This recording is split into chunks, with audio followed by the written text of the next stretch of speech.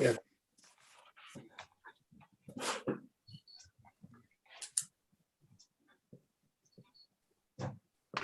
Okay, Chairman, you're now live, so you can start the meeting. Thank you, Hazel, and good evening, everyone. My name is Simon Shimmin, and I'm currently the chairman of North Wootton Parish Council, and a warm welcome to this evening's annual parish meeting. A word or two of explanation of the process before we get into any content.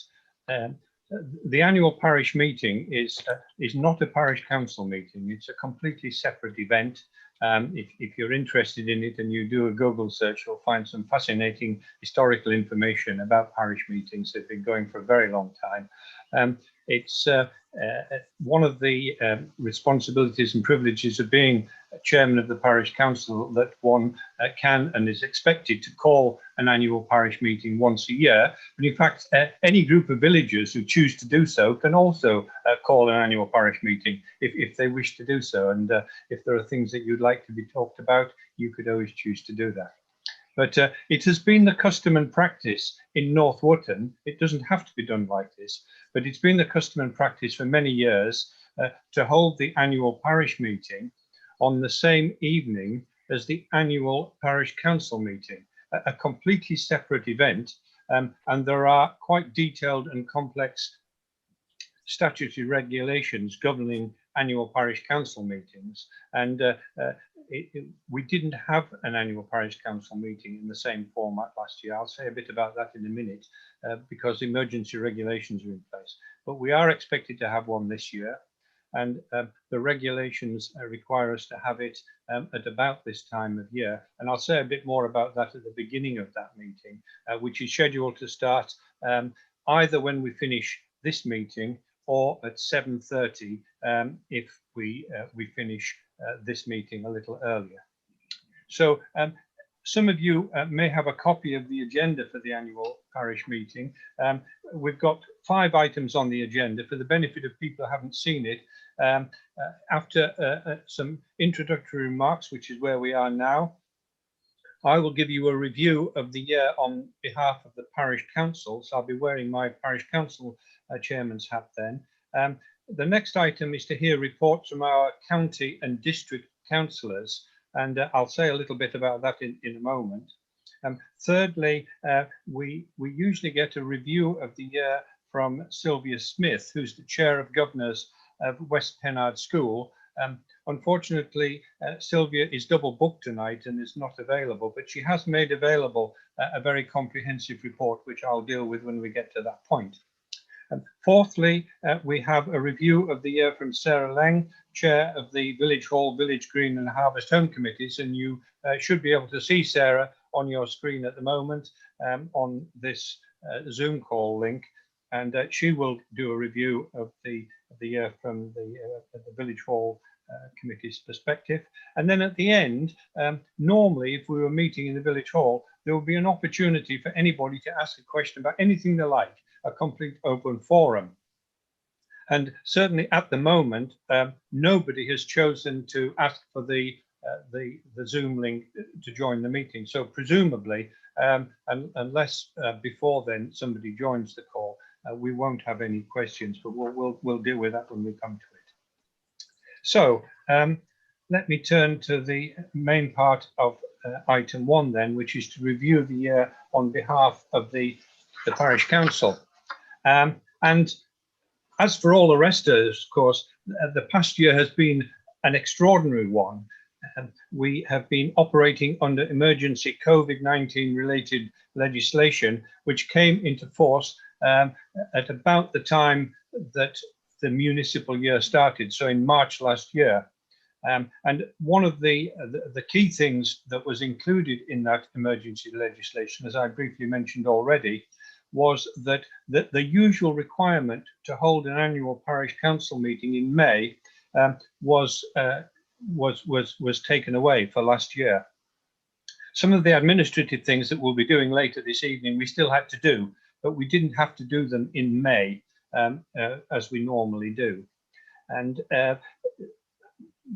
One of the other things that the emergency regulations changed was the requirement to elect a chairman and a vice chairman each year was waived, and provided the existing incumbents were prepared to continue in office, they were expected to carry on for a second year. And both I and Alistair, who give us a wave, Alistair, so people know who you are, who is the vice chairman, were prepared to stand again. So we've been in office now for 2 years, but our period of office ends during the course of this evening's annual parish council meeting online, and there will be an election for a new chairman and a new vice chairman. What you may not know about the emergency regulations is that they included a sunset clause.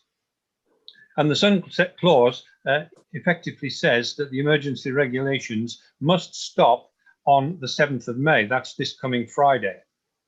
And there was wide expectation as the pandemic has gone on so long, and there are still so many things which are not quite normal.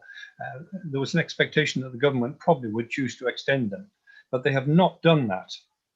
So the situation is that from the end of this week, the parish council will no longer be able to hold a legal meeting online. And equally, it is some time before we can legally hold a meeting in the village hall. So we're in a sort of rather strange situation for just a few weeks, probably until the second part of June. And fortuitously, we don't have a meeting scheduled during that period. So provided we don't have any extraordinary business to do, we can probably cope with that.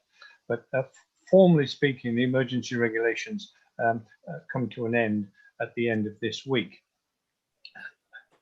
The reason that we decided to pull forward the annual parish council meeting to tonight was so that we could do it online like this within the window in which we're required to hold an annual parish council meeting. So it's perfectly legal for us to have a meeting online tonight, but it wouldn't be this time next week. So once those emergency procedures that were put in place, we very quickly were able to carry on with pretty much a normal year's business. We met online using Zoom bi-monthly. We had the meetings were also live streamed. Interestingly, we think that more people actually chose to watch the live streamed meetings than typically turned up at the village hall. But we were able to carry on most of our business fairly normally. And as in most years, planning continues to be an important part of our work. It's perhaps worth reminding everyone that parish councils, ourselves included, have no decision-making powers on planning matters. But apart from some applications, typically some agricultural applications, we are normally consulted by Mendip District Council on all material planning applications in the parish, and indeed sometimes ones in neighbouring parishes. And the procedure is that we think about it, we sometimes visit the site, we talk to the applicants on some occasions, we discuss it in an open public meeting, and then we give our recommendation to Mendip District Council. They're not obliged to follow our recommendation, but generally speaking, they do follow what we recommend. And if they decide not to follow what we recommend, there is a further procedure which gives us another bite at the cherry, as it were, to get our views known. And inevitably, when we're talking about planning matters, it's not possible to satisfy everybody. But I'd like to assure you that we look at all planning applications very carefully and try to reach a balanced judgment on them, bearing in mind that we have to take into account the formal legal requirements for approval of planning matters. It's not a sort of, do we like the look of it, do we not like the look of it, do we think this is a good idea for the village, a bad idea for the village. We are meant to apply the planning rules as they apply in our village and give our opinion. And that's what we try to do. And as in previous years, we've been pretty successful, generally speaking, in getting Mendip to agree with our recommendations. They don't always agree with us, but generally speaking, our view is accepted. So that's planning. Turning to other things that we've done during the year. It's beginning to seem like quite a long time ago now, but the current municipal year started with the welcome news that our efforts, along with those of neighbouring parishes and groups of affected residents, did succeed in persuading the authorities to abandon a plan to construct a bypass round Pilton, which, depending on which of several routes they chose, would have had an extremely damaging effect on North Wootton. It would have been a disaster for the village, really. But we did manage to get rid of that. And I'll mention this again later, but we should acknowledge the help that we got from our local councillors with that, and also from James Heapy, our MP. A lot of work was put into that. It was very time consuming, and we were eventually successful. But perhaps these things don't go away forever. We need to keep our eyes open for it, and we continue to be alert to that development and other similar things.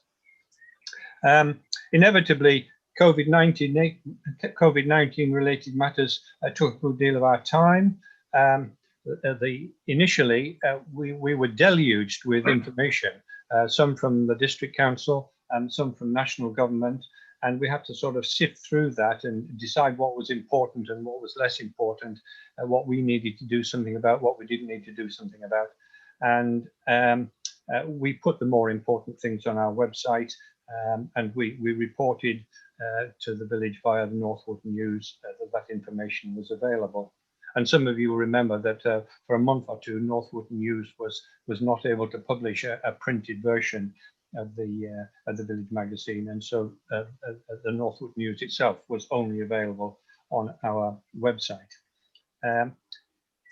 One particularly unwelcome COVID-related development was that fairly early in the piece, without consulting us at all, Mendip District Council decided to close Long Drove to vehicles. Their objective was to reduce overcrowding on the buses between Glastonbury and Wells, and to encourage cyclists, to encourage more people to cycle to and from the two places, and to use Long Drove as an alternative to the A39.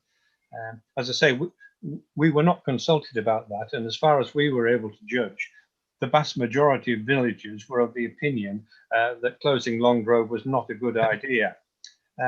But the closure was pretty vigorously supported by the cycling lobby in Somerset, and they're a vociferous and well-organised crowd, and it was a significant struggle to persuade Mendip District Council that Long Drove is important to road users of all persuasions, those with 4 or more wheels, 2 wheels, bike or motorbike, or none, walkers. And eventually we were able to get the closure order lifted. We think that one has gone away for all time. They're now looking at an alternative cycle route between Glastonbury and Wells, which would be a much better one. It's parallel to the A39 and would be much more suitable. But rather like the Pilton bypass, we do remain alert to developments of that sort. We keep an eye on things and try and make sure that we get in early if there are problems of that sort. One of the other things we're continuing to do is to refurbish the traditional finger posts in the village. Alistair has been working on this, and we've done most of them now, and we have plans which we will be approving later this evening, we hope, to complete the process during the course of this year. And I think the refurbishment of the traditional finger posts has been widely welcomed, and they do look good. It's not cheap work, but we have budgeted to do it, and the plan is to finish it. So thanks, Alistair, for that work. Also for your work on the vexed issue of potholes. We do have a pretty good relationship with the Somerset County Council Highways Department, and they are reasonably diligent within their significant budgetary constraints in keeping on top of the never-ending problem of potholes and other damage to the village roads. Just for information, there are some slightly bizarre things. They're not allowed to spend money, for example, on the verges on either side of the roads. And we are aware that there are a number of places around the village where there are quite sharp and potentially dangerous drops off the edge of roads. But unfortunately, they don't have a budget for those, for that sort of work. But they do repair the potholes. Councillor Hodinott, who is also with us even. Give us a wave, Martin, is our representative on Footpaths Matters, and he has excellent contacts with the relevant people in Somerset County Council Footpaths Department, and we're working at the moment on a list of repairs and improvements to the footpath network, which we would like them to give attention to before the summer. Martin and I have also been talking to local landowners about issues with the maintenance of Mead Lane. Some of you will be familiar with that. It's one of the longer bridleways through the village, which has become overgrown in some places, and some of the drainage reams on either side need attention. We're working on that. I won't say much about the Village Hall and Green Committee because their chair is about to speak to us, but we are continuing to provide them with some financial support. We have decided as a parish council to make a rolling annual grant to them, so that they know how much money they're going to get from year to year, giving them a better opportunity to plan for the future, because they're assured that they are going to get at least some village support from all of you via your council tax and through ourselves, through the parish council. Another thing that's been rumbling on this year, and it's acutely topical just today, we've been consulted a number of times about the proposed reorganisation of local government in Somerset. I'm sure you're mostly aware that the do nothing option is not on the table. Some form of unitary authority will be put in place in Somerset, and there are two options under consideration. The first, which is called One Somerset, replaces the existing county and district councils with a single unitary authority. And the other proposal, which is called Stronger Somerset, would create two unitary authorities with some common shared services. We have, as a parish council, received material from both the proposers of both schemes. Several of us have attended presentations from them, briefings on what's involved, the pros and cons of the two schemes. And we've had a number of discussions both within the parish council and also involving neighbouring parish councils, in particular our near neighbours, St Cuthbert Out, which is a very large parish council and somewhat better resourced than ourselves, have put a good deal of work into that, and we've participated in their discussions about it and listened to what they have to say as well. It hasn't been difficult, it hasn't been easy to arrive at a conclusion about which we see as the better option, but we did decide to support the Stronger Somerset. That's the two unitaries option. The reason we preferred that is we felt that it would keep county level local government closer to us than having a single unitary authority run from Taunton. And so we have submitted a view along those lines from the parish council as part of the formal consultation. The position now is that the Secretary of State is looking at these things and will make a decision at some point. But very recently, just today, we read that the supporters of the Stronger Somerset option are arranging for what amounts to a referendum to be held, in which everybody in the county will be given an opportunity to say which of the two options they prefer.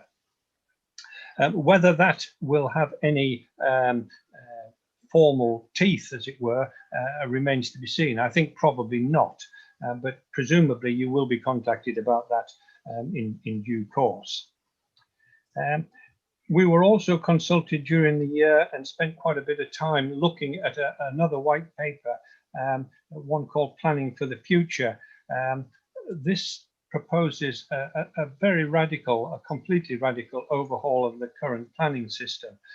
It includes some far-reaching changes. Some of them are very positive for an area like this, some rather less so, and we've given detailed feedback on that proposal as well.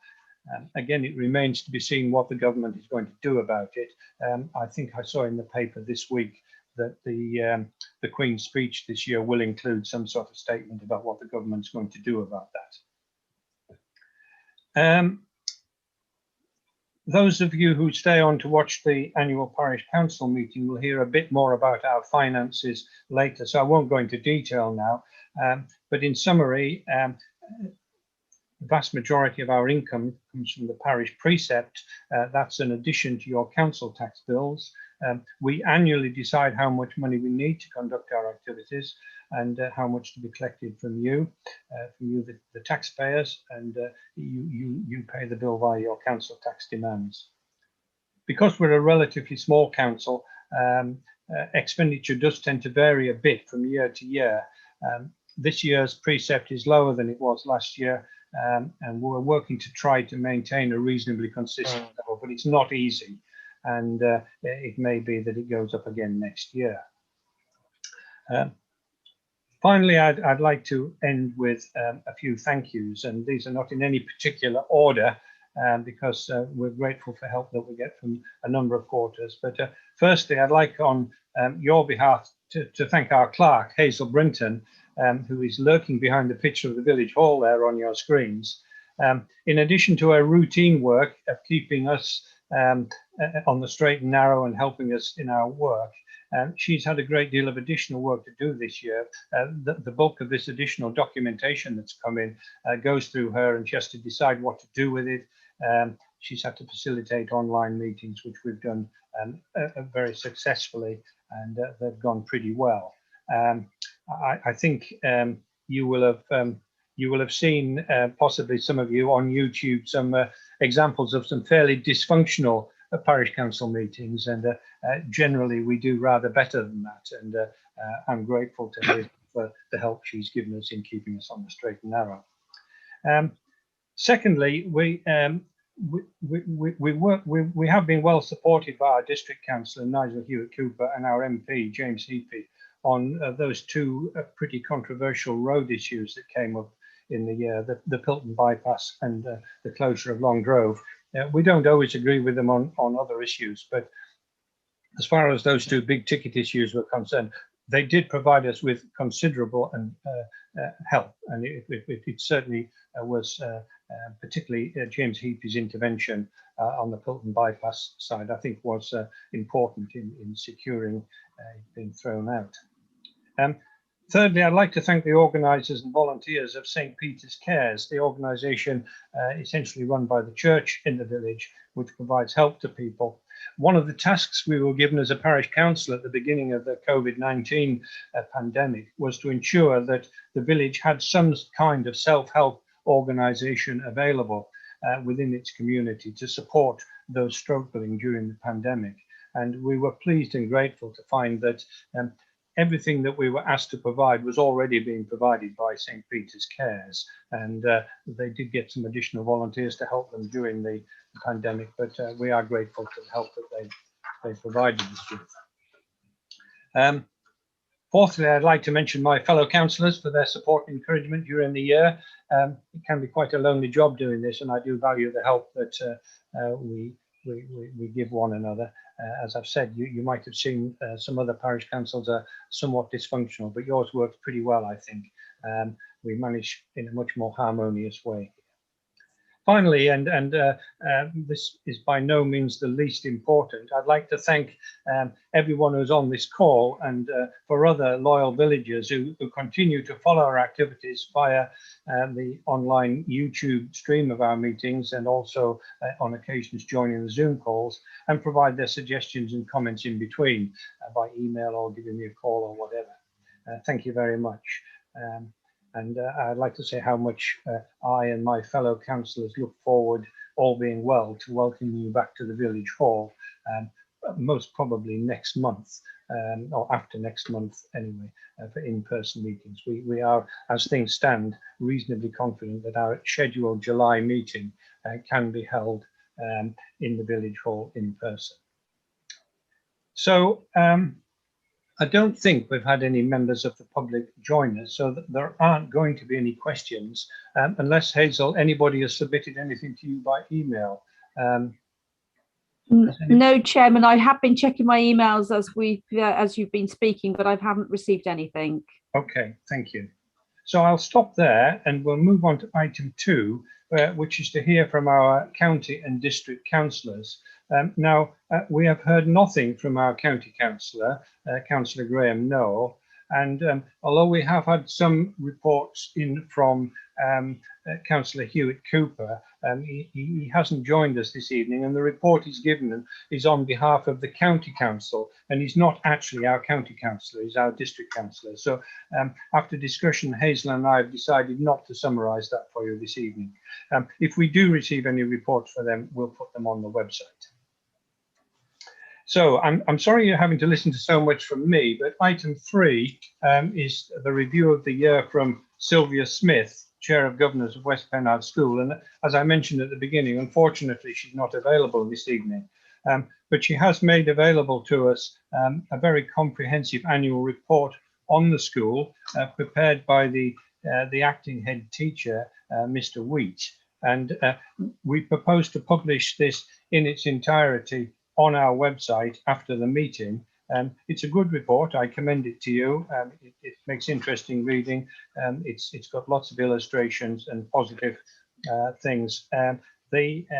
Just to pick one or two highlights from it, they've kept going throughout the year, not for all pupils, of course. They have to remain open for children of key workers and vulnerable children at the beginning of last year, and at various points during the year, and they have been arranging home education for those who are unable to come into school. At the beginning of the pandemic, you remember how good the weather was at that time. They were fortunate in being able to do most of the things outside, which obviously reduced the risk of infection. And they were disappointed to find in June that, if you remember, schools were closed completely for a period before the summer holidays last year. It was a difficult time for them. Some of the pupils were able to go back the year, the reception ones, year 1 and year 6, but most of the others had to remain at home. So it was very difficult trying to do both run a school and do the home learning as well. And many of the things that they normally do in the summer term, of course, couldn't happen. Particularly for the children who were about to leave. But if you get hold of a copy of the report, you'll see that they did manage to arrange a send-off for the year 6 pupils, albeit somewhat different to what they would normally expect to do. Apparently, they normally have something called the West Pennard Leavers Race, and that couldn't happen quite as before, but they did manage to do something. So at the beginning of the school year, this current school year, September, they were all back in school. It was, obviously they were delighted about that, and there was a good feeling in the school, very positive, and they've pretty much kept going since then. There are a number of things that they've not been able to do, but attendance in the school has been better than it typically is, which is interesting. And it's all gone very well. In terms of numbers, there are 214 pupils in the school compared to 213 the year before.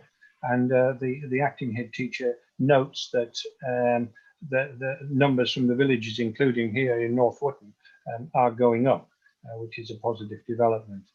And they expect to be full again next year.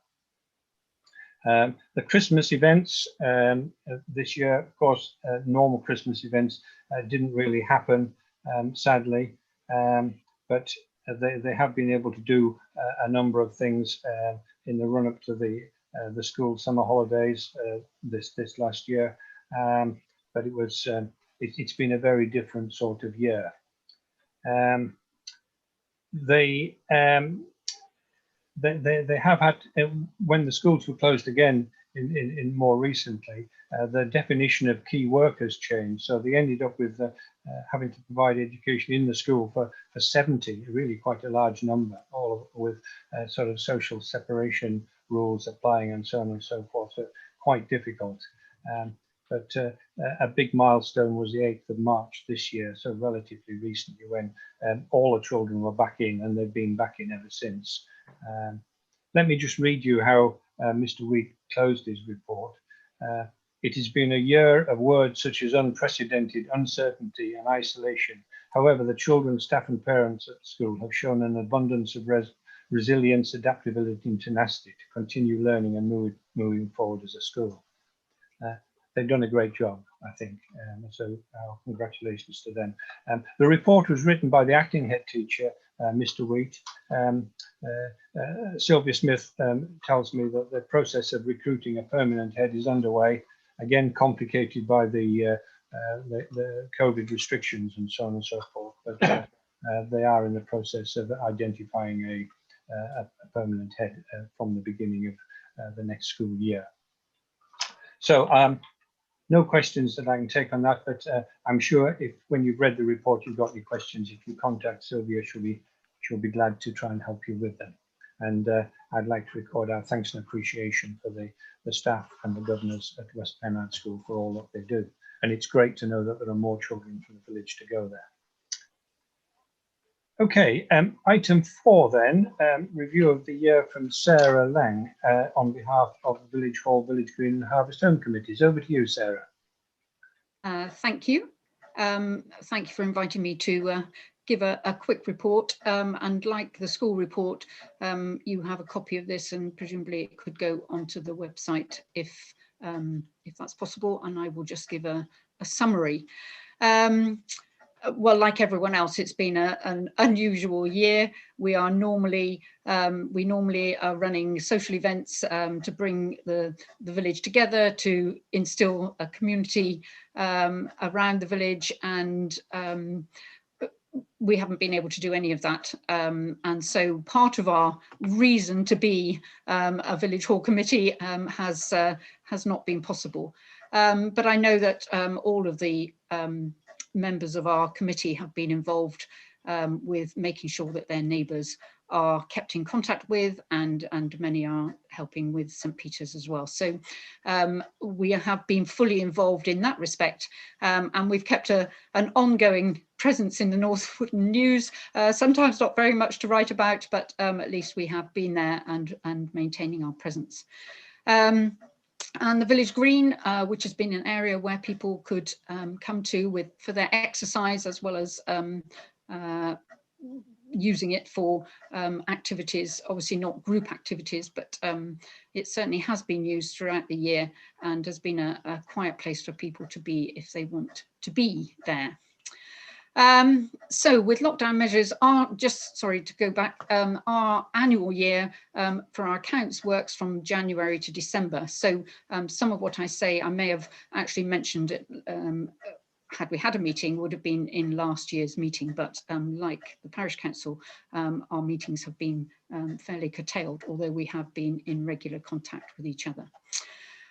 So at the beginning of last year, in January, February 2020, we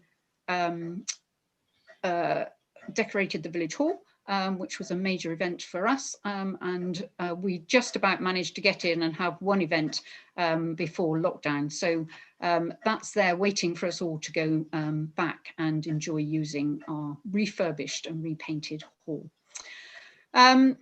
So once lockdown happened, we then had to abandon all of our social events for the year. We did actually follow guidelines produced by ACRE and made the building COVID safe, and it still is. But one of the restrictions that on our ability to use the hall under some of the slightly less restrictive times in last year did restrict numbers to 18. So that actually was not terribly helpful for anyone who wanted to use it. And in fact, at times when we were able to open the village hall for people to come together, those who use it regularly, the toddler group, weekly cafe, church and so on, have actually not been meeting and didn't wish to meet indoors, and so we have had no one in the village hall all year. So that's quite a big hit for us as far as just being able to offer it to the village to use, but also from our higher fees, which we have not had any for the whole of last year, well, from March last year. If you do look at the accounts, it does appear that we did raise some money through hall hire, but that was just an overspill from 2019 into 2020 accounting. So we didn't actually take in the £1,130, which is there noted on the accounts.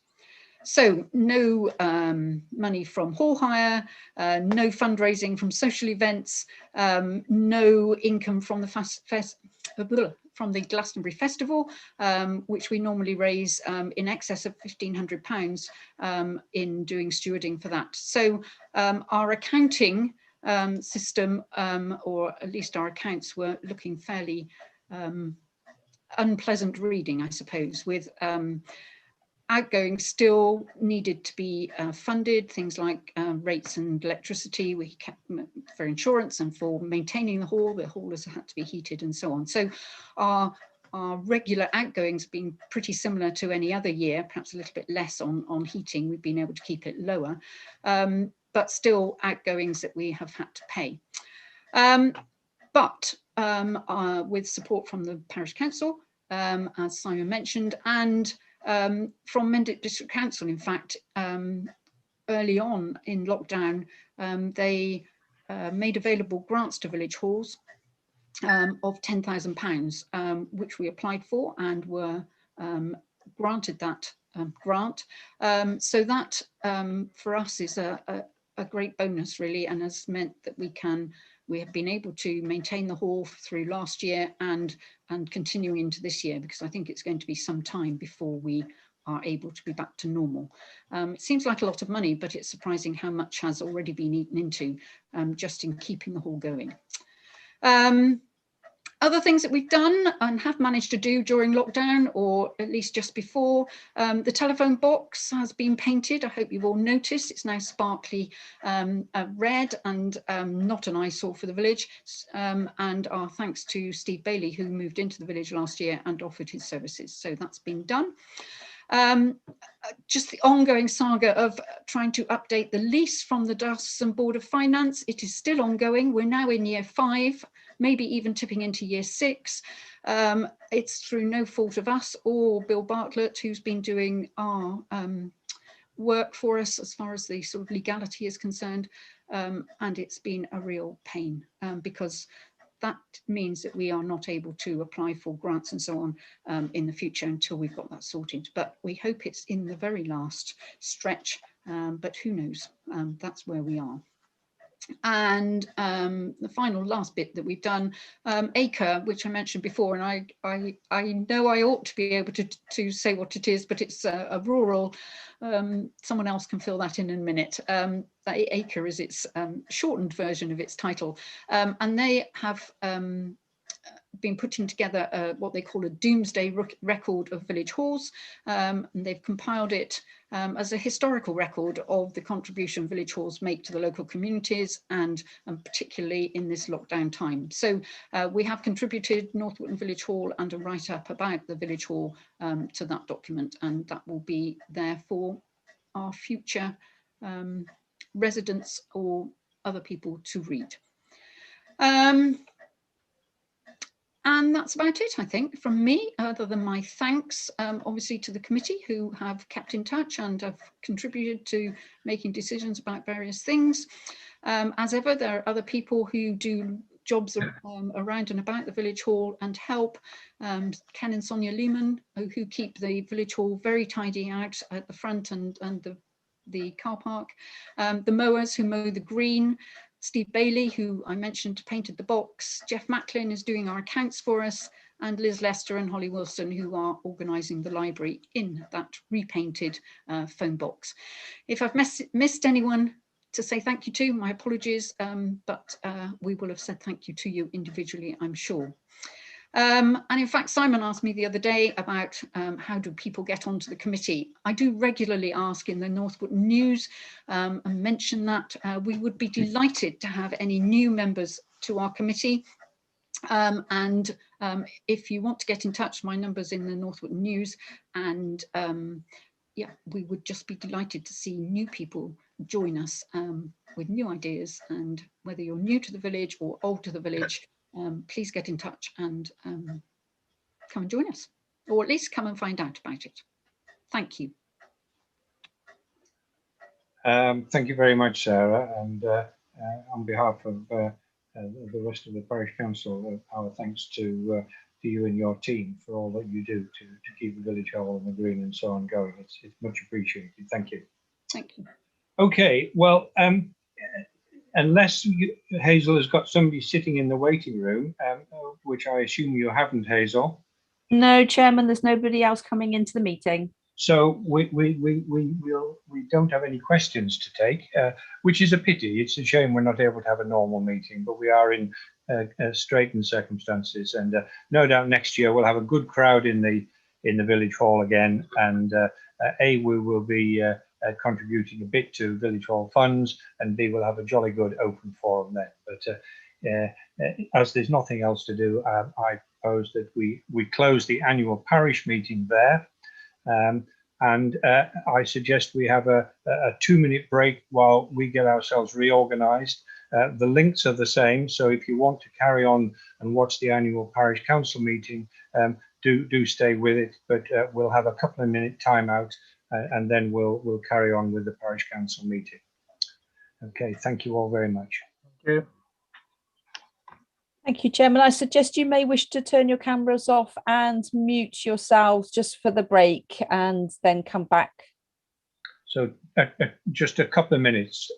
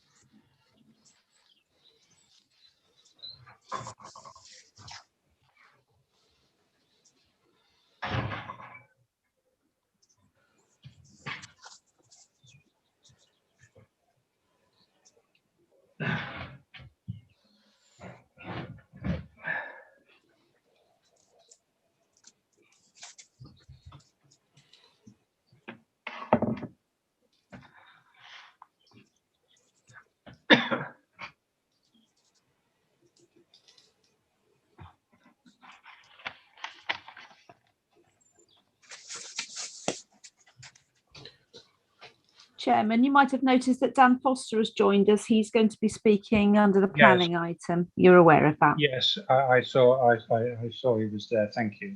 Thanks. Yes. Dan, can you hear us at the moment? Yes, Chair. Yeah. Hello. Yeah. I hope Nigel has mentioned to you that we do have some administrative things we have to plough through first, I'm afraid. But That's fine. we've got through them, we'll get to you. But it will take us a little time to get through that administrative stuff, I'm afraid. That's okay. I'll be patient. Thank you. Okay, Hazel, are we good to go? Sorry, Chairman. Yes, you are good to go. Excellent. Well, welcome to anybody who has just joined the meeting, and welcome back to those who are with us for the annual parish meeting earlier this evening. The process is that we are going to run through some administrative matters if you haven't got an agenda in front of you, and then we'll get to some more normal business later in the evening. And the first item on the agenda for this evening is to elect a chairman, and following that, a vice chairman to look after the activities of the council in the coming year. So I slightly bizarrely run the election, but do we have any nominations for chairman? You, Simon. Not other than yourself, no. Well, I'll second that, Simon. can we have a formal proposer Yes, I will. and a seconder? I'll second. I will. Okay. Do we have any other nominations? No. Right. Okay. Well, we don't need to have a vote, and I am willing to stand. So I think, Hazel, correct me if we've got the process wrong, but that means I'm duly elected. Is that right? You are duly elected, Chairman. Yes, and if you Excellent. could, yeah, we'll get you to sign your declaration of office at some point. Okay, so that is item 2. That's correct. Do you want me to sign that? If you've got, yes, that would be great. If you've got it, that would be perfect. Thank you. Yeah. So there is a formal document which I am required to sign in the presence of witnesses. So I'm going to sign that and then forward it to Hazel to go in the records.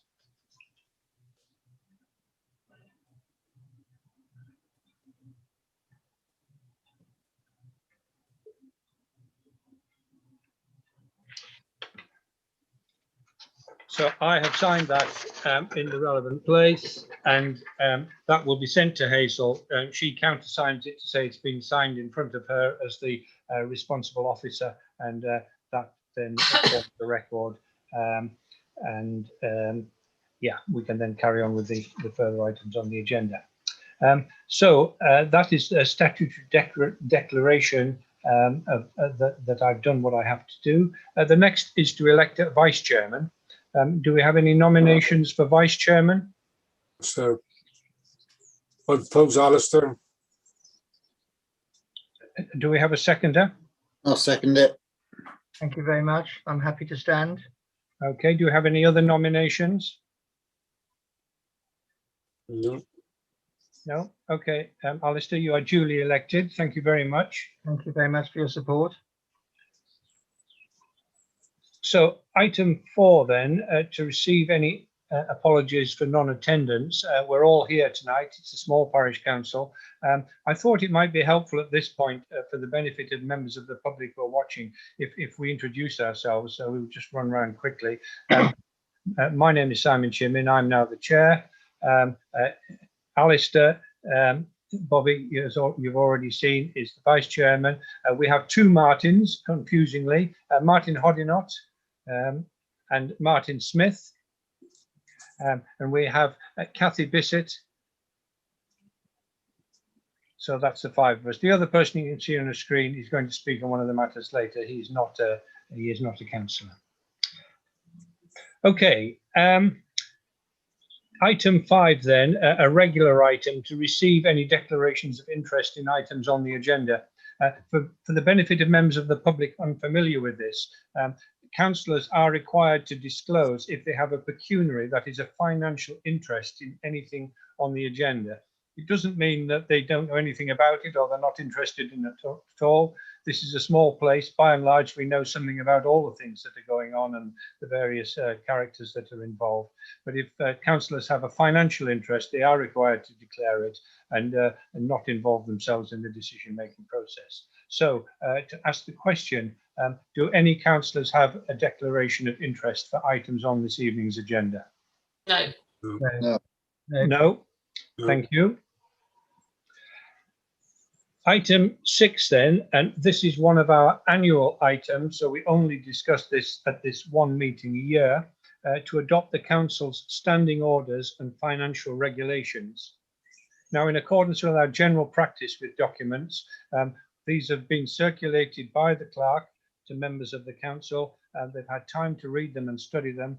We work on the assumption that they have been read, and we only take questions or queries on them before we move a decision on whether or not to adopt them. For the benefit of councillors, both these documents do include some changes from previous years. Hazel, would you like to highlight for us, please, the key changes in this year's documents? Yes, Chairman. In terms of standing orders, there are three fairly minor changes. The first one relates to section 15 under proper officer, and that is, it mentions a council's data protection officer if there is one. Before the GDPR was amended for parish councils, we had to appoint a council's data protection officer.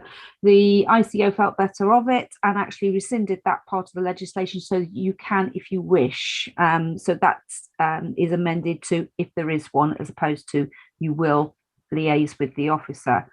The second one is there was a typographical error in section 17D2. It mentions section 1 of the annual governance and accountability return. It should have been section 2. And the third minor amendment is under item 18C, which is to do with public contracts regulated by the Public Contracts Regulations 2015. And it's the last sentence there, unless it proposes to use an existing list of approved suppliers, a framework agreement.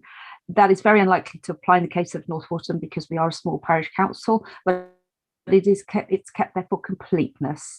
These are NALC model standing orders, so unless you are unduly perturbed by something, my advice is to adopt them as they are presented to you. Thank you. Can we take a single motion for both, or do we need to adopt them separately? No, you can take a single motion for both, Chairman. Okay, so can you highlight for us the changes in the financial regulations as well then, please? Yeah, the main change in the financial regulation is to do with online banking and internet banking. We haven't had this and don't yet do this in North Wootton, although I have asked you to consider an item further down the agenda. So it is the item 6, about 6.11 onwards to 6.21, and that is in relation to online banking, which permits it to happen for a parish council and puts a framework around it so that the public money is safeguarded in a nutshell. Okay, thank you very much. So has anybody got any questions on the revised standing orders and financial regulations? No. No. Can I have a proposer for them then, please? Yep, I'm happy to propose them. Yeah, and a seconder? I'm happy to second. Okay, thank you. Are we all in favour? Yes. Yeah, good. Thank you.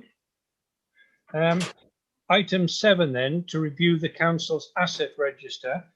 Slightly bizarrely, I think I'm right in saying, Hazel, our single asset is the defibrillator outside the village hall.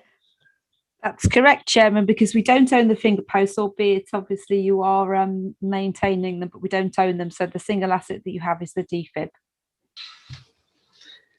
And in accordance with accounting practice, it is not written down. It's held in the accounts at its original value. That's correct, yes. There was no depreciation charged in parish council accounts. So we simply note that, I think.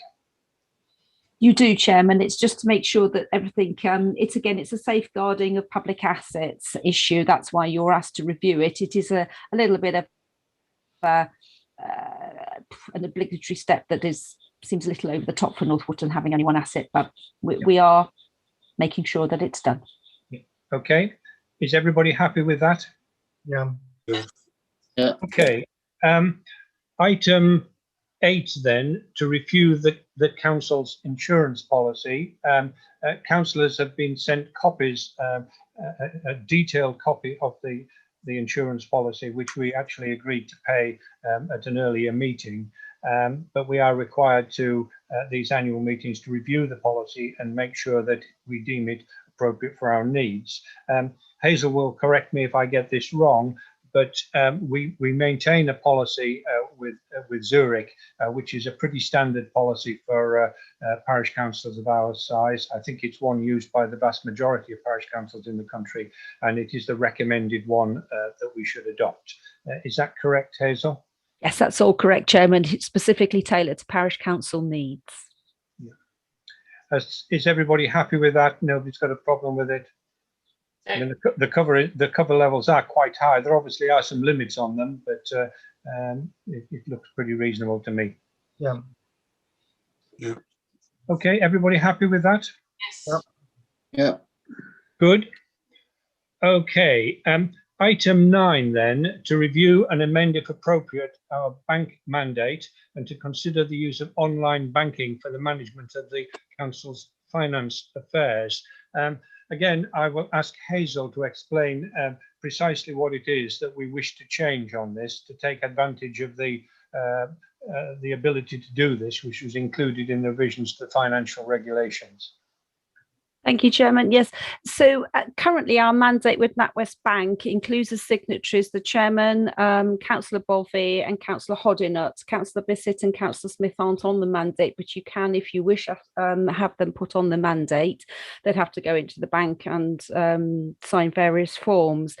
What I'm asking Council to consider as well is whether we should do online banking with NatWest. We have got a business account with NatWest. I haven't actually investigated the possibility and how we go about doing online banking, but it would facilitate certainly my year-end process and actually give more, you could say, clarity to you as councillors, because you'd be able to log in whenever to see the bank balance to make sure I hadn't run off to the Grand Cayman Islands or something with the proceeds. So I'm asking you to consider two things. One, do you need or require any further councillors to be on the mandate? And two, would you be happy for me to investigate the possibility of online banking for the parish council? You would still have the same two signatories needed for, as I understand it, for authorisation. So it wouldn't just be one person, i.e. me or whoever sets the payment up and then it goes. My understanding is that it should be a two-step authentication, but I'll clarify that. Shall we separate the two issues then? Yes, indeed, indeed. My feeling is that the current arrangement with bank signatories is working perfectly smoothly. It's not causing us any inconvenience, is it? No, I don't think so, Would you Chairman. prefer us to have more signatories? No, Chairman, I think you've got the three of you, and there's usually two of you around at any one time. So I'm comfortable with it. If you only had two signatories, it would possibly be a little bit too close for comfort. Yeah. So I would like to propose that we stick with the existing arrangement. If one or other of the existing signatories is, for any reason, no longer able to do it, if they resign or whatever, then we would seek a third one again. But I think 3 is sufficient for the moment. Okay. And is everybody happy with that? Yes. Yeah. Yes. And to be honest, getting yourself added is not a straightforward job. It's quite an administrative hassle. As those of us done it will know, it's not a 5-minute job to get yourself on the list. Okay, so let's move on to the online banking bit. The only part I didn't understand, Hazel, was how they facilitate the twin signature arrangement online. How does that work? Do they have a special sort of screen which is different to what those of us who do online banking for our own affairs have?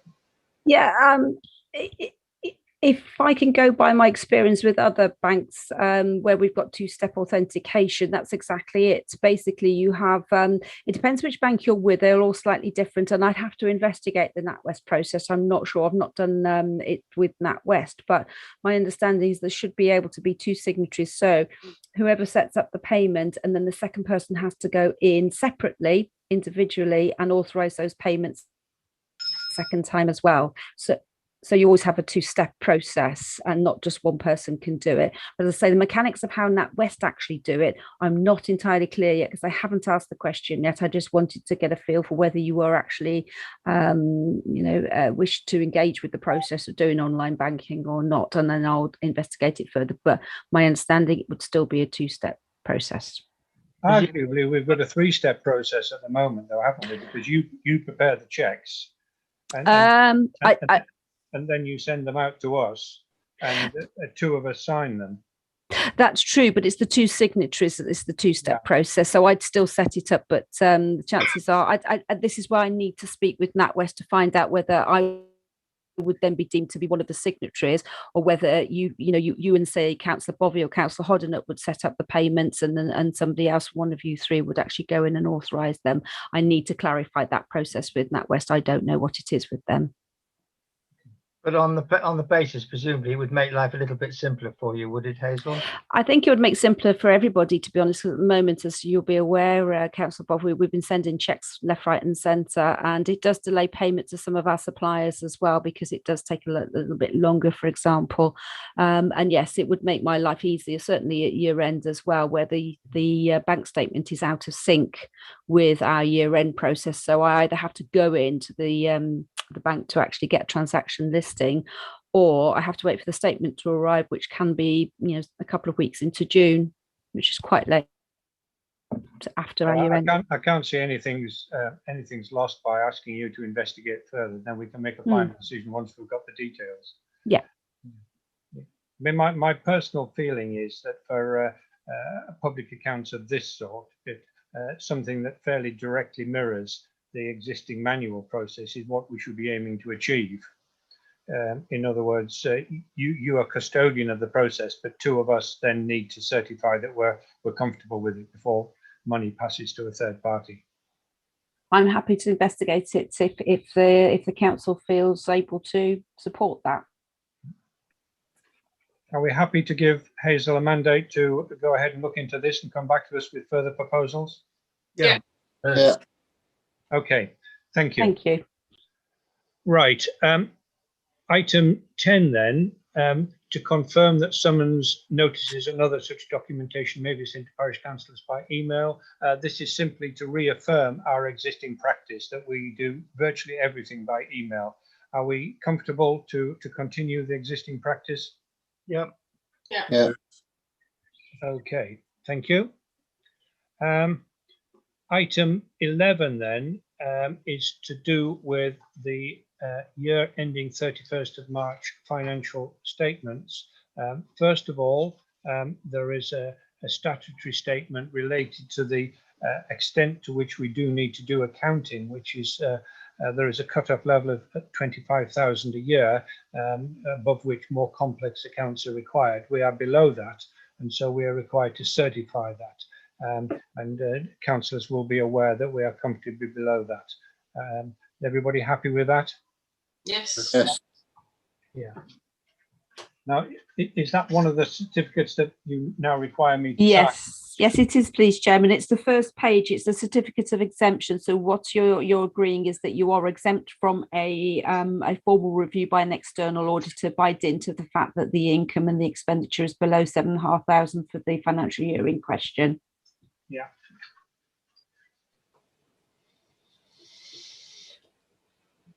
Okay, so I have that document here, which I will sign and forward to Hazel for her to do the next steps. Thank you, Chairman.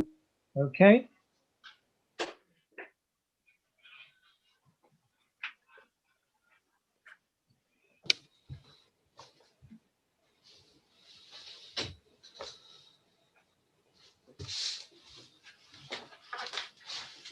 So duly signed, and I will forward it to you. Thank you, Chairman. The next one, item 11.2, to approve the annual governance statement for the year ended 31st of March 2021. This again is a statutory document which contains a number of assertions about the extent to which we have complied with the governance expectations. And you have prepared this for us, Hazel, and we are in compliance with all these things, and I'm required to certify that that's the case and pass it to you for submission to the authorities. That's correct, Chairman. I don't know if councillors have any questions on any of that. Everybody's seen a copy? Everybody happy with it? Yes. Yes. Yeah.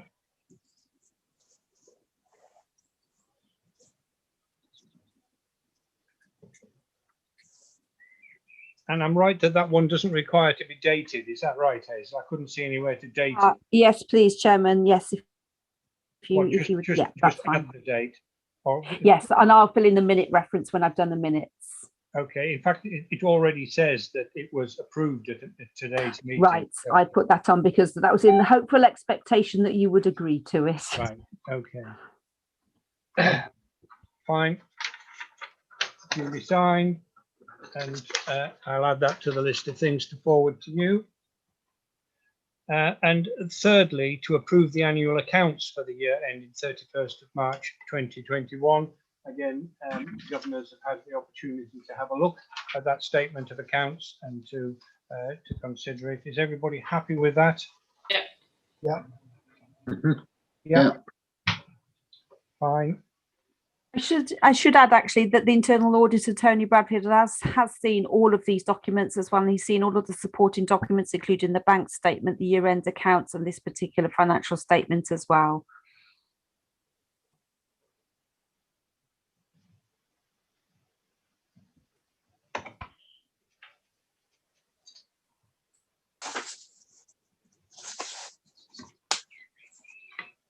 Okay. So again, process is that you will add the minute reference to that and submit them. That's correct, Chairman. Yes, thank you very much. Okay. So talking of our internal auditor, Tony Bradfield, the next item 12, is to agree that he continues to act as our internal auditor, which he has kindly offered to do. Is everybody happy with that? Yeah. Yeah. Yeah. Okay, let's take a formal proposal for that one then, please. Yeah, happy to. All right. Proposed by Martin H and seconded by Alistair. Thank you. Everybody's in favour of that? Yes. Yeah. Good. Item 13 then, to receive and approve the minutes of the Parish Council meeting which we held online on Tuesday the 16th of March. Again, copies of these have been circulated to councillors and they have been given an opportunity to read them and think about them. Is everybody happy that these represent an accurate record of our deliberations? Yeah. Yeah. Yeah. Okay. What are we doing about signing copies of them at the moment, Hazel? The next time I see you, Chairman, I shall be bringing a very heavy, big folder with me that contains all of the minutes that you have been able to get away with not signing for the last 15 months. Okay. Okay. Item 14 then, and again, for benefit of members of the public, expenditure of all sorts we do have to approve. We've got 3 items on the list tonight. Firstly, Hazel's expenses. Secondly, her salary payments for April and May. And certainly, thirdly, a training course which I attended recently to learn how to be a chairman. Are we all happy to approve those items of expenditure? Yes. Yes. Yeah. Okay. And now, Dan, if you would like to set your camera rolling again. Welcome. Dan Foster is representing, I think the correct name is Salmon Partners or Salmon Planning? Salmon Planning, Chair. Salmon Planning, to assist us with the planning application which we have on the agenda tonight, which is a proposal to retain an access track and erection of an artist studio building at Folly Lodge, Folly Lane, North Wootton. And for the benefit of members of the public, a number of members of the Parish Council went and had a look at this site and the studio, which is already there, and the access track as well earlier today. And there is some history to this. Dan, did you come prepared to speak to that history, or do you want? I did, Chair. Yeah, Yeah. I was happy to give you the background to that if it's of use. Please. Okay, so the studio building lies within the garden of Folly Lodge. In 2020, the applicant sought formal confirmation via a certificate of lawfulness from Mendip that they didn't need planning permission to erect a studio. So that was the correct and belt and braces procedure to get their formal confirmation, which Mendip gave and confirmed that the studio didn't need planning permission, subject to the permitted development parameters, which the applicant complied with in terms of the external dimensions of the building, though it does have mezzanine storage in the roof space, which strictly speaking brings it outside of permitted development, insofar as it has more than one floor. Minus those mezzanines, we are back into a world of the building not requiring planning permission. So the applicants are professional artists, both of them, and it's a studio space for them to undertake their artwork. So it's principally for private purposes, as a workspace in that sense, but there will be a short period where the applicant would like to open up the studio for the likes of the Somerset Arts Week to enable the public to come and see what goes on there. And that would be limited. The applicant would be more than willing to limit that to no more than 28 days in any year. So alongside the studio, there is a trackway, which some of the councillors would have seen today, that leads from Pilton Hill up towards the studio. The purpose of that was to provide an independent means of access beyond the house, avoiding steps and the like, so that visitors can gain access if needed without going via Folly Lodge itself. There was an application made in late 2020 for that track on its own, without the studio, which the parish considered and responded with no objection to Mendip, with the caveat they would like to have seen the studio as part of that proposal. So in effect, the application for you this evening is that combined studio plus trackway for your joint consideration together. So as I say, track you've seen previously and lodge didn't require planning permission based on Mendip's decision. The applicants have painted the lodge a dark black to help it give it a muted appearance. They'd be willing to paint the window frames if that gave more comfort to the parish of its overall appearance. They've also undertaken substantial planting and proposed to plant up a woodland area to help provide some mitigating landscape into the site. So all in all, we think it's an acceptable proposal. We were grateful the parish considered the previous track application in that fashion as well. And we hope it's uncontentious in that sense. But any questions, I'd be happy to answer them. Thank you very much. So, fellow councillors, any questions for Dan? If you're opening the building for public access for the Somerset Arts Week and so on, there's no toilet provision there. Is that sort of acceptable in those circumstances? Councillor, as far as I'm aware, I mean, Somerset's Art Week's a long-established tradition in the county. I'm sure that many of the sites that people can visit don't have toilet provision, that they're not public buildings in the sense that you might expect in a village hall or such like. So I don't see that being problematic in the same sense that you wouldn't expect that at every facility you visit during that week. Okay. I guess the background to that question, Dan, is that you'll be aware that the original application did include drainage facilities without being specific about what they were there for, but there was a sort of assumption that a loo probably was planned within the building. And when Mendip gave the certificate of lawfulness under the permitted development rules, they did explicitly exclude any foul water drainage from that. That's right, and the applicant takes that on board, and at the moment the proposals are without a loo. It's a lodge in the garden of the house, so obviously those facilities exist for the occupiers in their own home. Yeah. Okay. I guess the principal question that I've got is the access to the trackway. Not, I would stress that I have any particular objection to it, but a number of other applications which have gone forward from the village in recent times, the highways people have been pretty difficult about access and have insisted on some fairly significant investigations into the safety of them. And but this one, it seems to be completely silent on that. Mendip don't appear to have consulted the highways people about it, although I'm assured that probably highways have been notified. Can you help us with that in any way?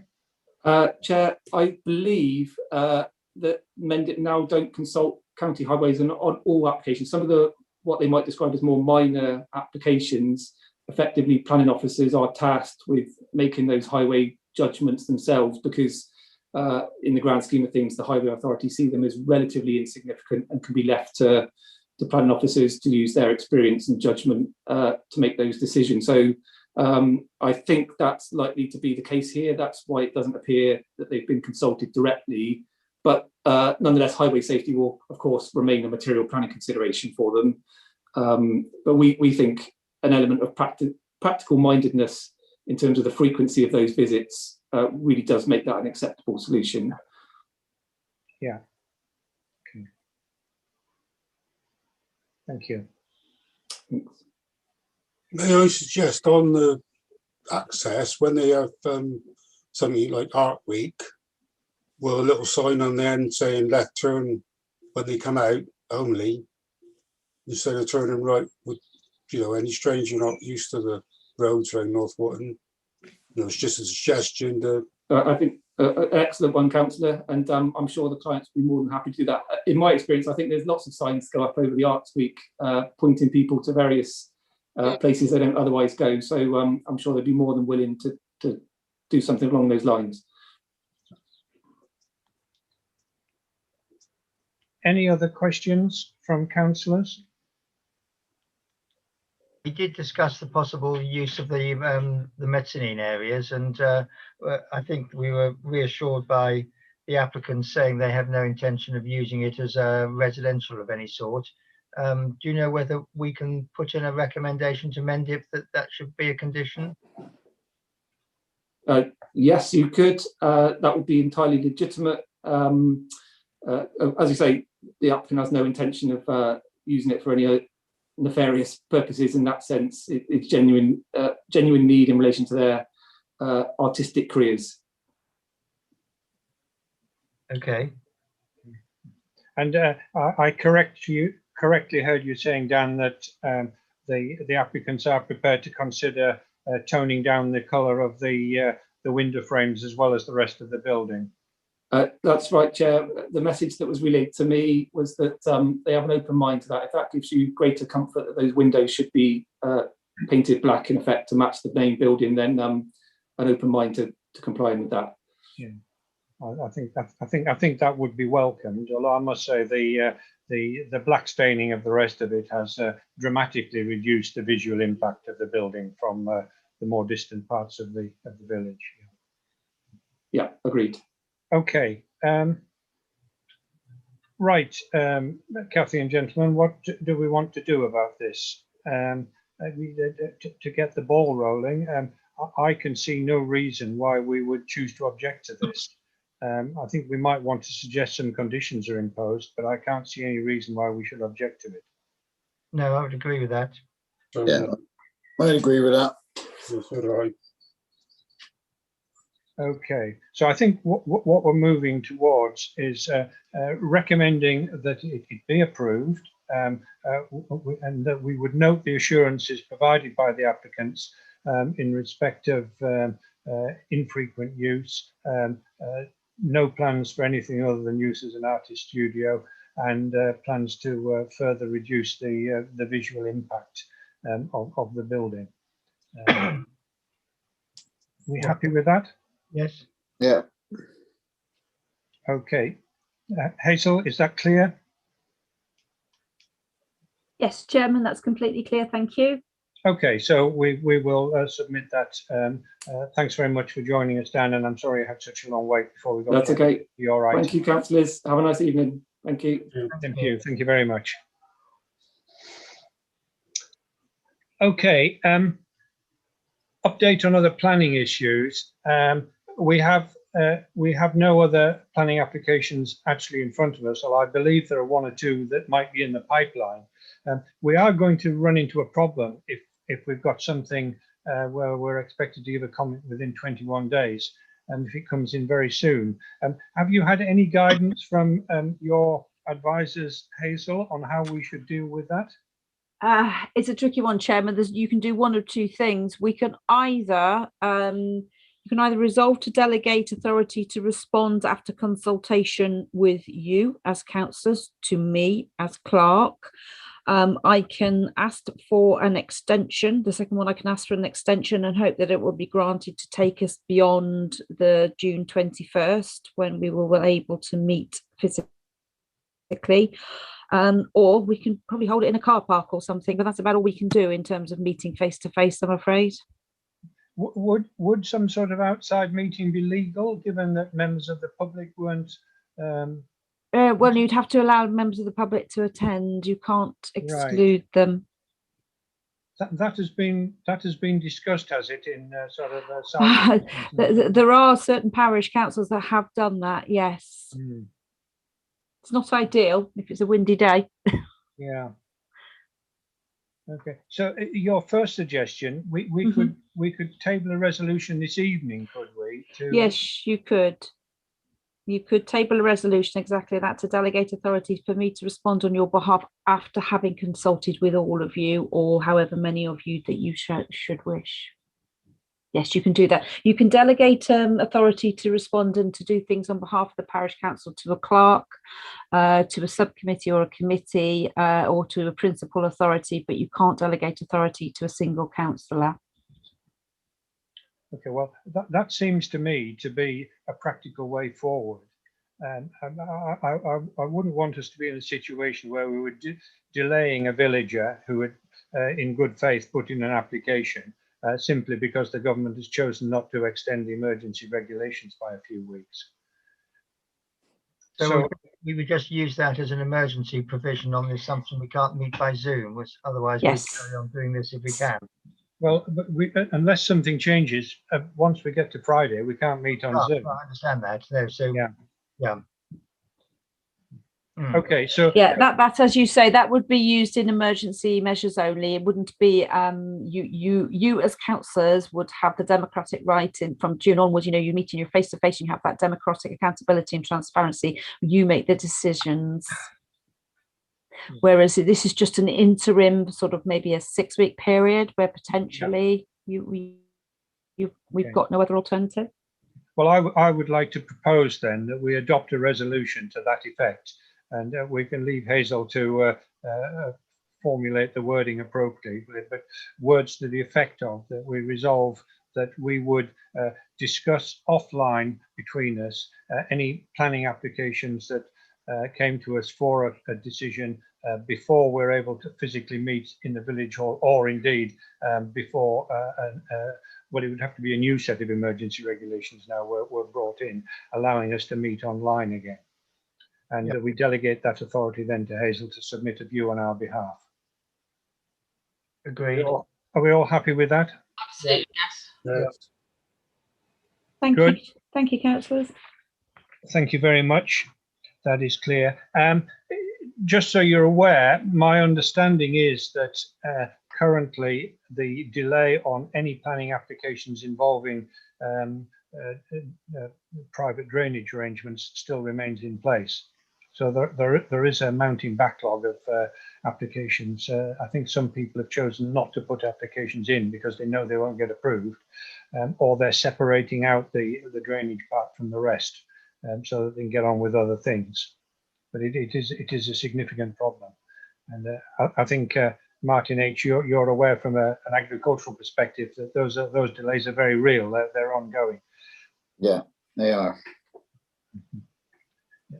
Okay, thank you very much. Thank you very much. Then, anything else that anybody wants to raise under planning?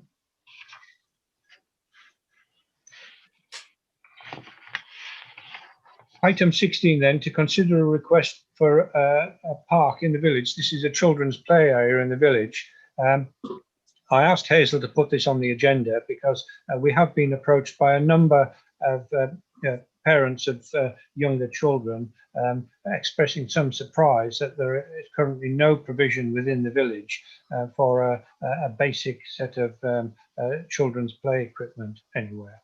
And I have had a conversation with Sarah on behalf of the Village Hall and Green Committee. They want to stress that they are not opposed in principle to this, but what they do feel is that they have got more than enough on their plate to organise what they do already on behalf of the village in terms of keeping the village hall going and looking after the village green and the other bits and pieces that they do. I must say I have great sympathy for that point of view. So it seems to me that as a parish council, unless there is a group of younger parents or parents of younger children who want to come to us with some sort of proposal, including a willingness to do the work, do the fundraising, look into the implications for insurance and the like. And unfortunately, this is not like buying a swing to put in your back garden. It gets a bit more complicated if it's in a public space. But if there are a group of people who are prepared to put some work into it and come to us with a firm proposal, we'd be more than happy to look at it. But I don't think it's part of our remit to actually go out actively and do it ourselves. And the Village Hall and Green Committee feel the same. How do people feel about that?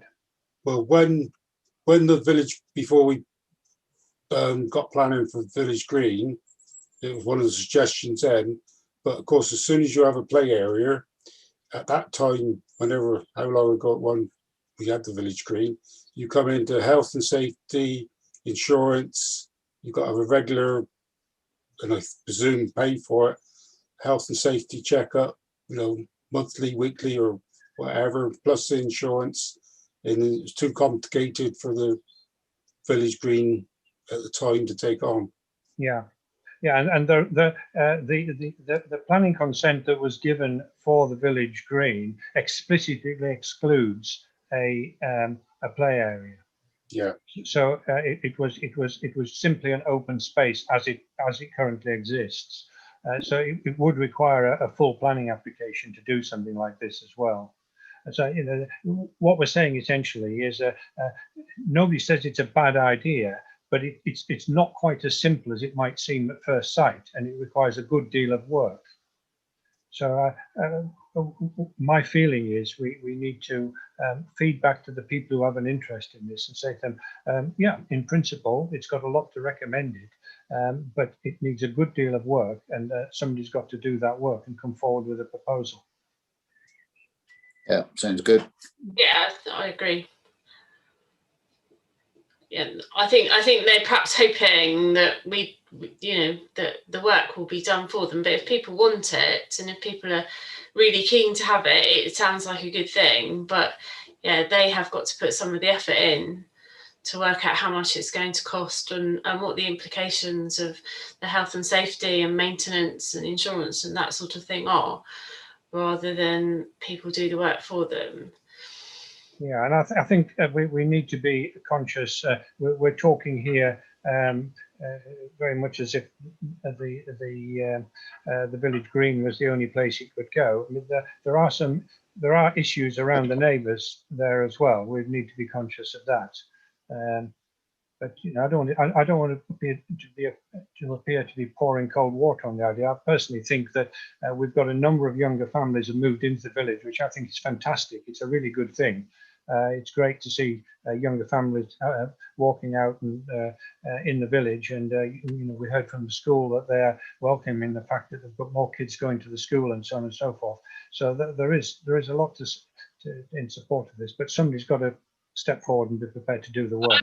It's clearly possible because other villages have done it, but like you say, the people who want it have got to probably put in the most amount of work and liaise with both the parish council and the Village Hall and Green Committee as they've set out, you know, to see what's acceptable and to see what the rest of the village feels about it. Yeah, fine. Okay, so to summarise that, then I think what we're saying is we welcome the initiative that is being taken by people who are recently arrived who lament the absence of this, but we would ask them to talk to others similarly minded and to come forward with. It doesn't have to be a fully worked out proposal, but for a group of people who are prepared to put the work in to come forward and talk to us again. Is that where we are? Yeah, sounds good. Yeah. Hazel, had any experience of that sort of playground business? Sorry, say that again, Martin. Has Hazel had any experience of in other parishes this, playground business? Not as setting them up. They were already set up, Councillor Smith, but in terms of managing them, yes, but it is a lot of work and it is actually very expensive. Children's playground equipment is very, very expensive. It's not cheap at all, and it has to be given careful consideration as to what to put there. You can get insurance for it, but there are a lot of things to think through. I do agree with you all. Could you put together something and email us? No, because really and truthfully, you need input from those asking for it. Because, for example, you need to know how old the children are, what sort of playthings they want. It's impossible for me to do that without having that background information. It really does need to be driven by the people asking for it. I would support Hazel on that. I think we should not offer to do something which we're not resourced to do. Yeah. And if there is a proposal that comes forward, we're more than happy to talk to people and consider giving it our support. But somebody else has got to take the initiative. Yeah, I don't know if many people realise that Dorcot's got quite a good one. Children's play, which isn't millions of miles away. For the interim period, you could always go and use the Dorcot one, because it's not very well used. I've never seen very many people using it, and it's very well set up. Really? Do you know how that was funded, Martin? I don't. It's been there as long as I can ever remember, but it's been refurbed. Yeah, it's been there a long time. When our children were small, we used to take them there. But there's also a new one in Dinder and Croscombe, for that matter. Is there? Right. Yeah. But yeah, well, I don't the sort of thing that these parents are interested in should be doing is making their way to Dinder and Dorcot and asking the people there these questions. And and because my understanding is that grants are available for these sort of things. Yeah, I mean, there's Tesco's community grants, because especially for children, if you intend to have an area for children under 5, they're very keen. There's lottery grants. There's all sorts of local community grants that people can apply for the initial setting up, and then it's a question of how the maintenance and the insurance is paid, whether that's, I think in quite a lot of the villages, that's via a small hike in the precept, which when you sort of put it around the whole village is a very small amount per person, although when it comes out in the when you look at the bill, it looks like a lot, but it depends on the size of the village. But these people probably just need to look at it and see what they can do, and as you say, Dinder and places that have recently set up, and find out how it's done and approach us with some sort of plan to ask us how we feel. Okay, well, I think we've given it a good. That's what I was going to say. That's what you're going to say. I think the grants are there for the equipment, but it's the running costs. Exactly. It's not just a question of constructing it. It's keeping it going and keeping it safe and so on. Yeah. Okay. I think you've got a clear position for the record there, Hazel. I do, Chairman. Thank you very much for that. Okay. Do we know who the leading light is amongst the parents who've raised? Are you aware of that, Kathy, so that we could give them some direct feedback? I don't, because somebody contacted you initially, didn't they? Yes. About it. So I don't know, but I don't know how involved they are with the rest of the people in the village. I mean, the people who run the North Wootton Facebook group, I think all of them have small children. Yeah. I think there are 3 admins who run the village Facebook group. So they all have small children who must each be in contact with each other. My idea of actually letting them know this was going on, we were going to have this discussion, it was so that they could look at it, see what we had to say. Because I think lots of people don't actually look at the agenda, although it's published, because they think we're not going to say anything very much interesting. Yeah. The younger people, but they can now look on YouTube and see what we've said. And if these people are really interested and they're happy to sort of take something on. Could you give them some feedback then, please? Yeah, I can message the admins. Yeah, excellent. Thank you very much. Okay, let's move on then.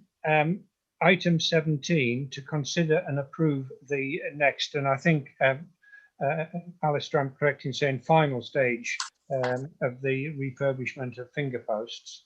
Yes, indeed. If you remember, we've got a budget of 2,500 in our accounts for the last 3 finger posts to be done. I was asked to go and try and get some alternative quotes. The only one I could get was a firm in Melksham who gave us a quote slightly less. We've had all the other ones have been done by Somerset Forge, who have been very good with the work that they've done. Somerset Forge are based over near outside Wells. The other firm I got a quote from are from Melksham. I sent them photographs of the 3 we wanted. They didn't come and look at them, but they gave me a quote that was £200 or £300 cheaper than Somerset Forge, but they were going to refurbish them on site and not take them back to their factory to be refurbished. So I would prefer to stay with Somerset Forge, who have done excellent work on the ones so far. And that is covered by the budget we've got in the accounts for this year. And would therefore like to proceed with the last 3 being done by Somerset Forge, if councillors are in agreement. Thank you. Is there any anything in our financial regulations that will prohibit us taking that course of action, Hazel, given that we have a cheaper price? No, not at all. It's value for money you're looking for Yeah. here, which doesn't necessarily exclude a higher price. Yeah, I would support what Alistair said. I mean, having seen work that's been, lots of local parishes are now doing this sort of work. We were one of the first, but others are now doing it. And the quality of the workmanship does seem to vary quite significantly. And whilst I wouldn't say that the Somerset Forge one is perfect, it seems to me that it's going to make Alistair or somebody following a job more complicated if we've got more than one supplier to follow up with if we have problems with these. And we should stick with what we're with and finish the job. We can then always have a rethink when we come to maintaining, because of course this is not the end of the story. The reason that Somerset County Council was so keen to get rid of them is that they do need continuing maintenance. Thank you, Mr. Chairman. I see they put a little sign up now apologising for taking the sign away, don't they? Yes. That's quite neat. Yes. You took the sign away to be whatever. And yeah. Okay. Well, and it supports the local people in Somerset rather than taking them outside of Somerset as well. Yeah. Well, I'd like to propose that we take Alistair's recommendation as tabled, and we go ahead with the final stage of the renovation. Everybody comfortable with that? Yeah. yes. Thank you, Chairman. Thank you, councillors. Okay. Just a point there, for now we've done all those finger posts. Next year, could we look at having some decent North Wootton signs? Because there's not every entrance in the North Wootton, we haven't got North Wootton signs. It's a very good point, Martin. It's always been a bit of a mystery to me why the particular, arguably one of the most used routes into the village doesn't have a sign. Yeah, but it's a good point. Let's have a look at that for next year. I know years ago with the actual road signs, it was the parish council decided not to have them like the other villages, actual road signs, because I've lived there all my life. I don't actually know what every road's called. Yeah. Other names for roads. But, it's just a thought for, next year anyway. Good idea. Okay, good idea. Okay, fine. Reports then, item 18, local government reorganisation. As you know, we've discussed this a number of times, and I did mention it in the annual parish meeting earlier this evening. I don't know whether you've all seen it yet, but hot off the press, it seems that the Stronger Somerset people are now proposing what amounts to a referendum within Somerset on which of the 2 proposals people favour. Quite what effect that will have and who's paying for it and so on, that's all very unclear to me. I don't understand it, to be honest. But we are where we are. Our formal position is, if we recall, we've responded to a number of inquiries about this, and most recently I did submit the to the public, what's the correct term, consultation, the text that we'd agreed at a previous meeting. So we've been pretty consistent in expressing a view in favour of stronger Somerset, though recognising that it was pretty hard for us to differentiate between the two. So yeah, I guess we have to wait and see what happens with the referendum now.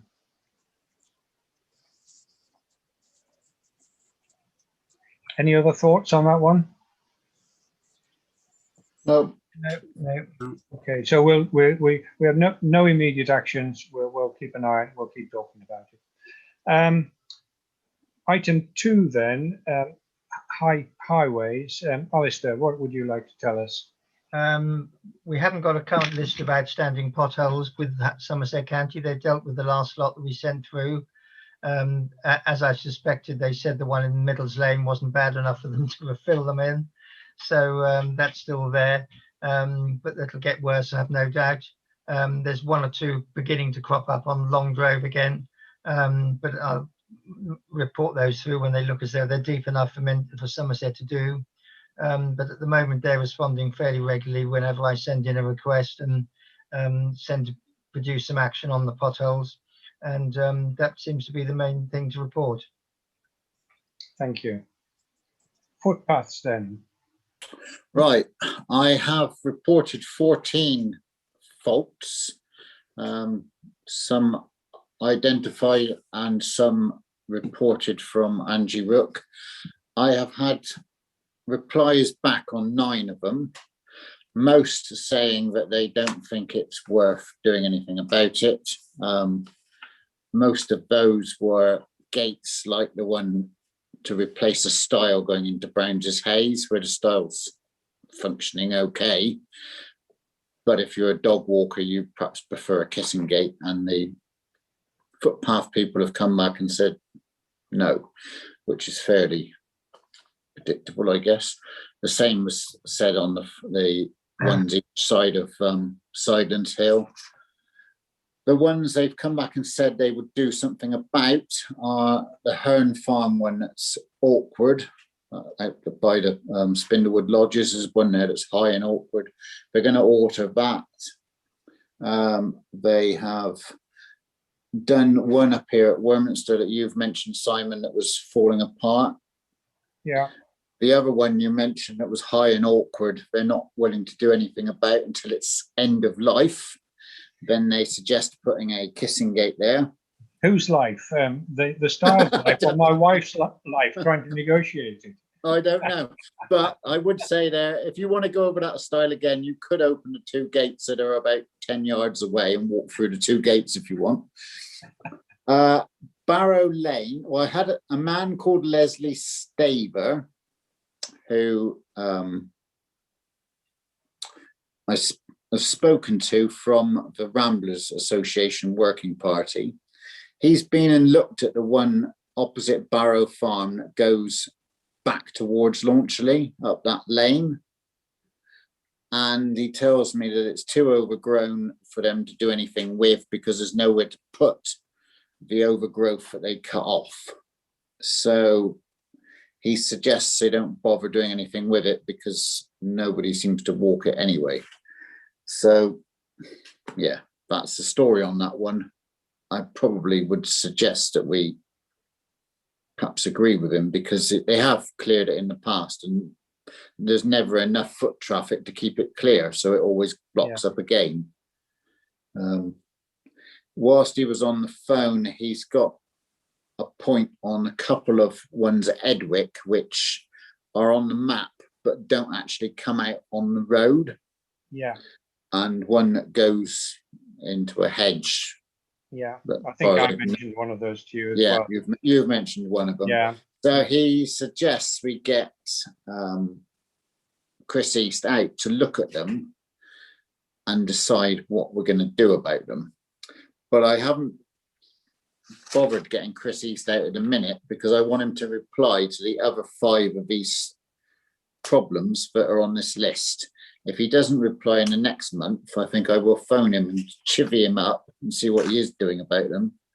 and I'll speak to him about this Edwick issue at the same time. Right. So, yeah, they've looked at some of them. The one you mentioned, Simon, coming off of Barrow Hill, that the Styles top rung was rotten.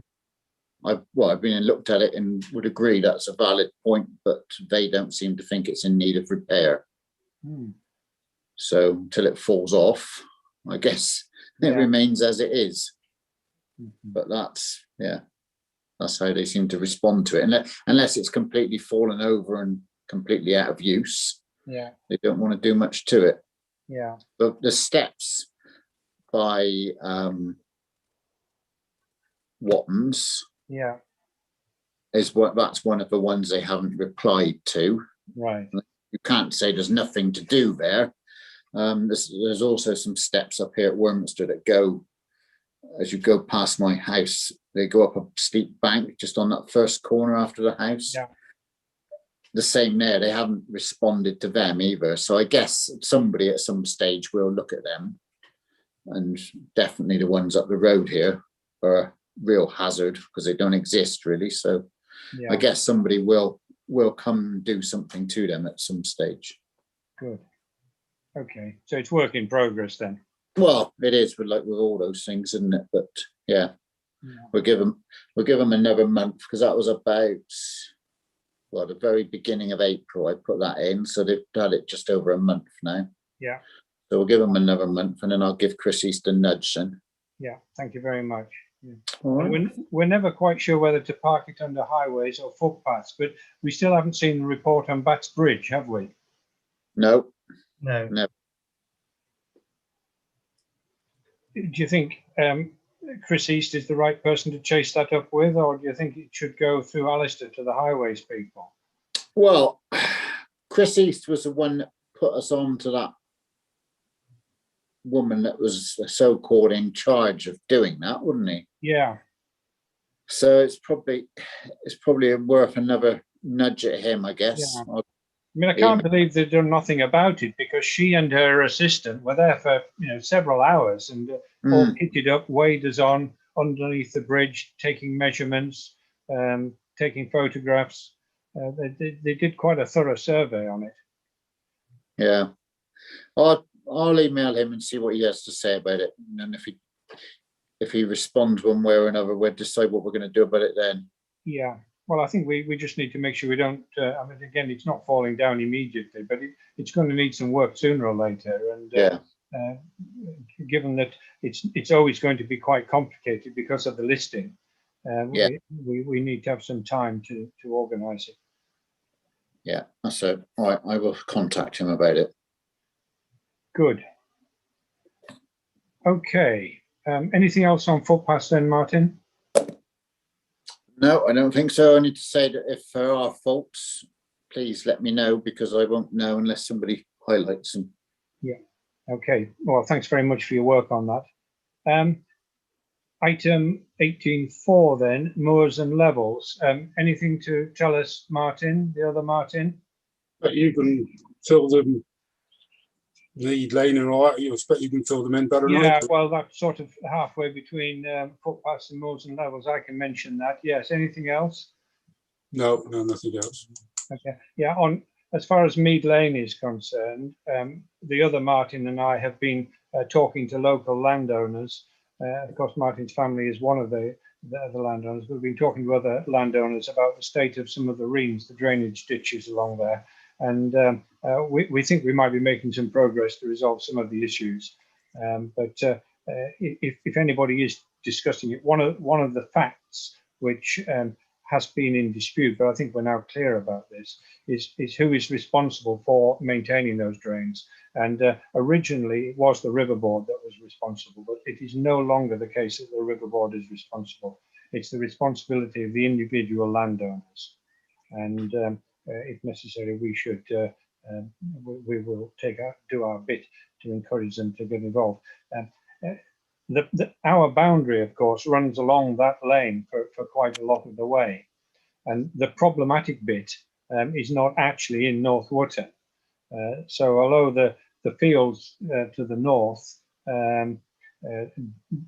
are in North Wootton. Most of the area to the south is not. And so, strictly speaking, we should be lobbying our neighbouring parishes to help us with that. But I don't know what you think, Martin H, but I think we're making some progress with people. We should just give it a few more months to run before we go any further. Yeah, that's what I think. Yeah, I think we've made the contacts we need to make. We just need to see whether they actually do what they say they're going to do now. Yeah. Okay. Thanks very much. The other thing that we've got on there is an update on responsibility for the maintenance of the Red Lake.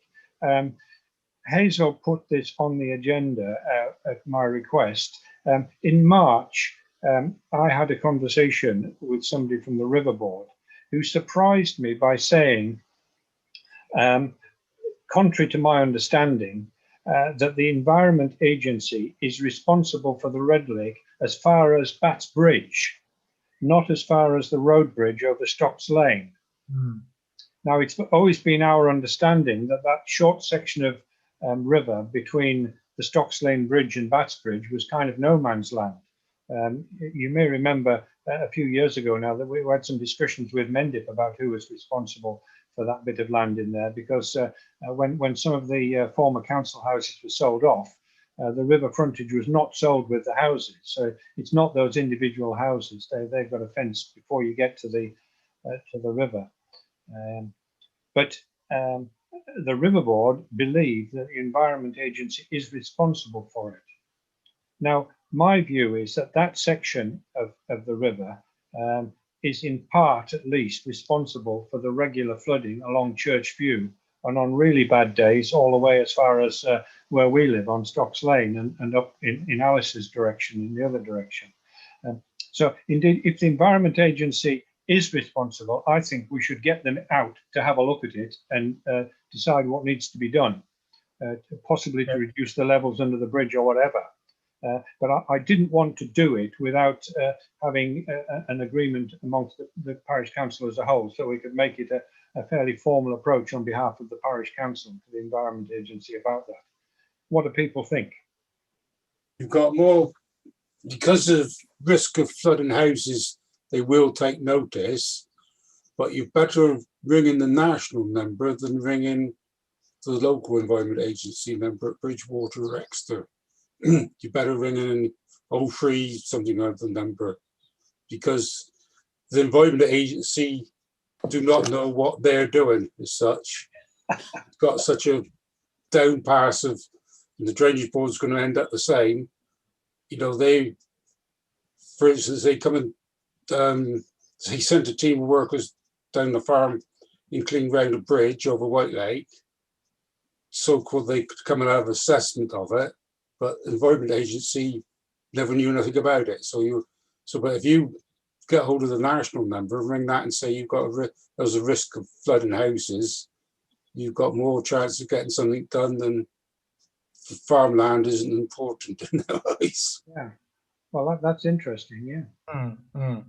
Well, I'm up for ringing whoever is. Yeah. So I ought to declare an interest. I have a personal interest in it, but I think more generally, you know, the people in Church View are thoroughly fed up with every time we have any sort of serious rain, they end up with Church View impassable, and then for a few days afterwards, it's full of silt until the county come out and clear it, which they do. But it's, you know, if we could get a more permanent solution, it'd be a good thing. Indeed. So can I take it then that we would support clarifying this with the Environment Agency, and I'm happy to take it on? Yep. yes. Yeah. Agreed. Yeah. Okay. Good. Thank you very much. Item 19. This is a formal matter to do with the posting of the audit notice for the period through until the 16th of July. Do you want to give us a little more background on that period, Hazel? Yes, Chairman. It happens every year. We have to give the public the exercise their rights to view the accounts, etc., and it's for a certain period, which is a statutory basis, minimum amount of 30 working days. 30 days, I think it is, and that's just formal notification to you and to members of the public that the statutory notice is going to be whatever I put on the agenda, which Fine. is 7th of June to the 16th of July 2021 inclusive. Fine. So we duly note that. Yes, that's all you need to do, is just to note it. Okay. Thank you very much. And item 20 is to confirm the dates for council meetings for the balance of the municipal year. We are proposing to continue our current practice of meeting on the third Tuesday of the month. Is everybody happy with that arrangement? Yes. Yeah. And with a fair wind, that means that our next meeting, which is not until July, should be possible in the village hall. It should be a normal public meeting in the village hall. All things being equal, Chairman, yes, obviously that providing the village hall is happy to accommodate us, but yes. Yes, well, I had a conversation with Sarah in which they are fully expecting to be open for normal business from that date in June, when the next phase of the reopening comes in. Okay, that's it then. That's everything. Are we all happy with that? Yes. Yep. Well, unless you've got anything else to add, Hazel, I would propose that we close the meeting at that point. Nothing further from me, Chairman. Thank you very much. Thank you all for joining, and thanks to members of the public for bearing with us on through the various administrative things as well this evening. Thank you all very much. Thanks for handling.